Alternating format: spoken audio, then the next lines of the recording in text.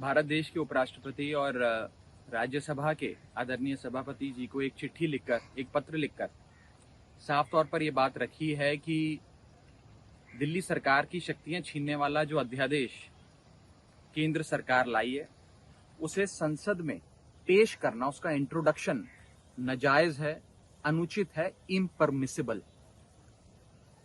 11 मई 2023 को supreme court की संवैधानिक पीठ ने, कॉन्स्टिट्यूशन बेंच ने एक सर्वसम्मति से यूनानिमस निर्णय दिया था, जिसके तहत तमाम शक्तियां अफसरशाही से संबंधित, सर्विसेज से संबंधित, अफसरों से काम लेने की, उनको काम देने की जो शक्ति है, वो चुनी हुई, लोकतांत्रिक ढंग से चुनी हुई अरविंद केजरीवाल जी की सरकार में है। ये बात सुप्रीम कोर्ट ने अपने निर्णय के माध्यम से सिद्ध करी। 11 मई 2023 को यह फैसला आया और मात्र 8 दिन के भीतर केंद्र सरकार एक ऑर्डिनेंस लाकर, एक अध्यादेश लाकर इस फैसले को उलट देती है, पलट देती है, ओवरटर्न कर देती है। इस अध्यादेश को अब राज्यसभा में इंट्रोड्यूस करने की कवायद केंद्र सरकार द्वारा की जा रही है कि राज्यसभा से और लोकसभा से इस पे मोहर लगवाकर इसे कानून के रूप में तब्दील कर दिया जाए। इसे देश की संसद में पेश करना, इसे इंट्रोड्यूस करना गैर कानूनी होगा, इम्परमिसिबल होगा, नाजायज होगा। और इसके 3 मुख्य कारण हैं, जो आज मैंने एक चिट्ठी के माध्यम से माननीय सभापति महोदय को, चेयरमैन साहब को राज्यसभा के बताएं।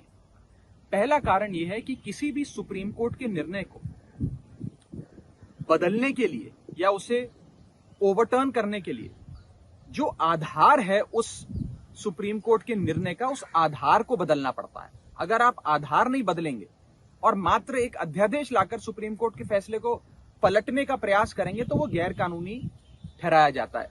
No law can nullify a Supreme Court judgement without changing the basis of the Supreme Court judgement. ये मेरा पहला पॉइंट था, पहला बिंदु। दूसरा कारण कि इस बिल को क्यों नहीं इंट्रोड्यूस करना चाहिए, पेश करना चाहिए, वो ये है कि देश के संविधान के अनुच्छेदों को, आर्टिकल्स को प्रभाव देने के लिए या उसे पूरा करने के लिए, सप्लीमेंट करने के लिए या इफेक्ट देने के लिए ही कानून बनाए जाते हैं।